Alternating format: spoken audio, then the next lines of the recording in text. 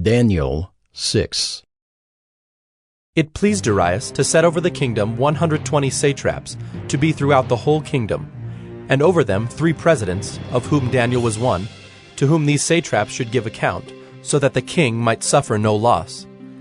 Then this Daniel became distinguished above all the other presidents and satraps, because an excellent spirit was in him. And the king planned to set him over the whole kingdom. Then the presidents and the satraps sought to find a ground for complaint against Daniel with regard to the kingdom, but they could find no ground for complaint or any fault, because he was faithful, and no error or fault was found in him.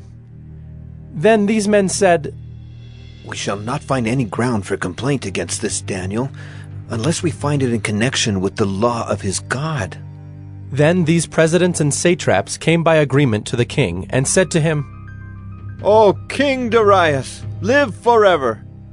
All the presidents of the kingdom, the prefects and the satraps, the counselors and the governors are agreed that the king should establish an ordinance and enforce an injunction that whoever makes petition to any god or man for 30 days, except to you, O king, shall be cast into the den of lions.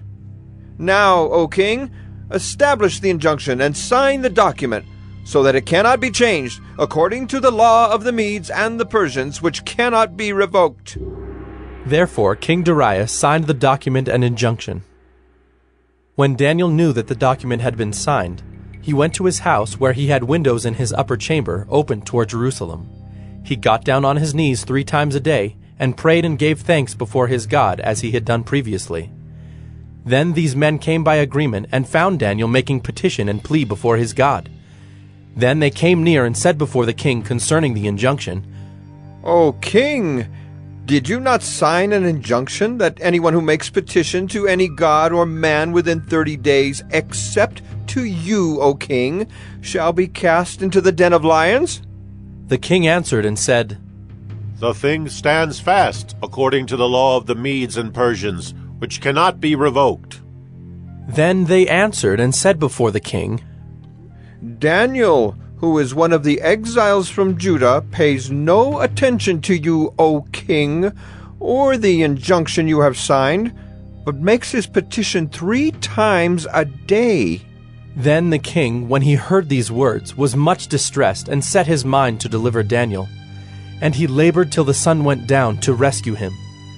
Then these men came by agreement to the king, and said to the king, "Know, O king, that it is a law of the Medes and Persians that no injunction or ordinance that the king establishes can be changed."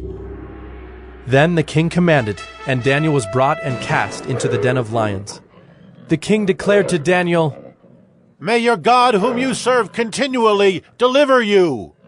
And a stone was brought and laid on the mouth of the den. And the king sealed it with his own signet and with the signet of his lords, that nothing might be changed concerning Daniel. Then the king went to his palace, and spent the night fasting. No diversions were brought to him, and sleep fled from him. Then at break of day the king arose and went in haste to the den of lions. As he came near to the den where Daniel was, he cried out in a tone of anguish.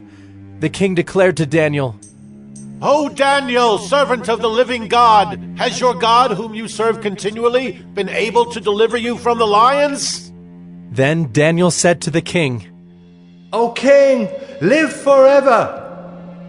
My God sent his angel and shut the lions' mouths, and they have not harmed me, because I was found blameless before him, and also before you, O king. I have done no harm." Then the king was exceedingly glad, and commanded that Daniel be taken up out of the den. So Daniel was taken up out of the den, and no kind of harm was found on him, because he had trusted in his God. And the king commanded, and those men who had maliciously accused Daniel were brought and cast into the den of lions, they, their children, and their wives. And before they reached the bottom of the den, the lions overpowered them and broke all their bones in pieces. Then King Darius wrote to all the peoples, nations, and languages that dwell in all the earth, "Peace be multiplied to you. I make a decree that in all my royal dominion people are to tremble and fear before the God of Daniel, for he is the living God, enduring forever, His kingdom shall never be destroyed, and his dominion shall be to the end. He delivers and rescues. He works signs and wonders in heaven and on earth. He who has saved Daniel from the power of the lions. So this Daniel prospered during the reign of Darius and the reign of Cyrus the Persian.